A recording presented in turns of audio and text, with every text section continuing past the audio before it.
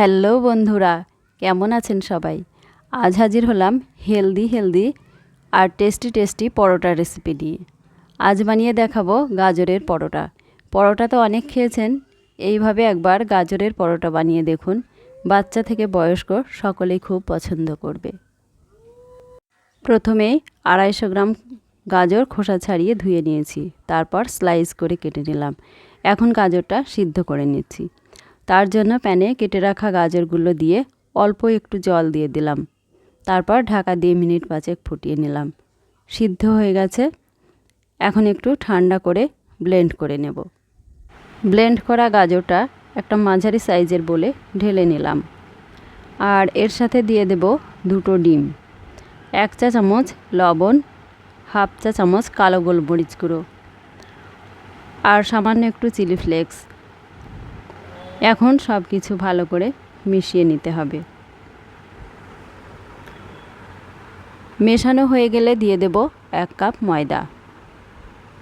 ময়দাটা অল্প অল্প করে দিয়ে মিশিয়ে নেব। আর ময়দা যদি কম পরিমাণে ব্যবহার করতে চান তাহলে ডিম একটা দিলেও হবে। পরোটা কতটা বানাতে চান সেই বুঝে কমিয়ে বা বাড়িয়ে নেবেন। আমার পুরোটা ময়দা দেওয়া হয়ে গেছে। এখন ময়দা আর গাজরের ব্যাটারটা আরও একটু পাতলা করে নিতে হবে, তাই একটু একটু করে জল মিশিয়ে নিচ্ছি। জলটাও কিন্তু ময়দার মতো অল্প অল্প করেই দিতে হবে, একবারে বেশি জল দেওয়া যাবে না। আর এই ব্যাটারটা খুব একটা পাতলাও হবে না, আবার খুব বেশি ঘনও হবে না। মিডিয়াম ঘনত্বের ব্যাটারই বানাতে হবে, তাই অল্প অল্প করে জল দেওয়াই ভালো। এখন পরোটাগুলো বানিয়ে নেব। তার জন্য প্যানে একটু সাদা তেল অথবা একটু ঘি ব্রাশ করে নিলাম। তারপর 1 হাতা করে ব্যাটার নিয়ে প্যানে দিয়ে দিচ্ছি। ব্যাটারটা ফ্রাইং প্যানে দিয়ে হাতা দিয়ে এইভাবে একটু ঘুরিয়ে ঘুরিয়ে বড় করে দিতে হবে। এক পিঠ হয়ে গেছে, এখন উল্টে দিচ্ছি। যেহেতু ডিম দেওয়া আছে তাই প্যানে লেগে যাওয়ার কোনো ভয় নেই। পরোটা এভাবে উল্টে পাল্টে ফ্রাই করে নিতে হবে। আর হিটটা অবশ্যই লো টু মিডিয়ামে রাখতে হবে। দেখুন কত সুন্দর লাগছে। ময়দা মাখারও ঝামেলা নেই, আবার বেলারও ঝামেলা নেই, অথচ কত সুন্দর সুস্বাদু পরোটা রেডি হয়ে গেল। সকালবেলা ব্রেকফাস্টে এই রকম 2টো পরোটা থাকলে ব্রেকফাস্ট পুরো জমে যাবে। পরোটাগুলো এইভাবে মুচমুচে করে ভেজে নিলে খেতে বেশি ভালো লাগে। যে কোনো পরোটা এভাবে লাল লাল করে ভেজে নিলে বেশি ভালো লাগে খেতে, তবে লো টু মিডিয়াম হিটে ভাজতে হবে। আমার পরোটা ভাজা হয়ে গেছে, এখন তুলে নিলাম। আবার 1 হাতা ব্যাটার দিয়ে দিচ্ছি। গাজর তো আমাদের শরীরের জন্য খুবই উপকারী।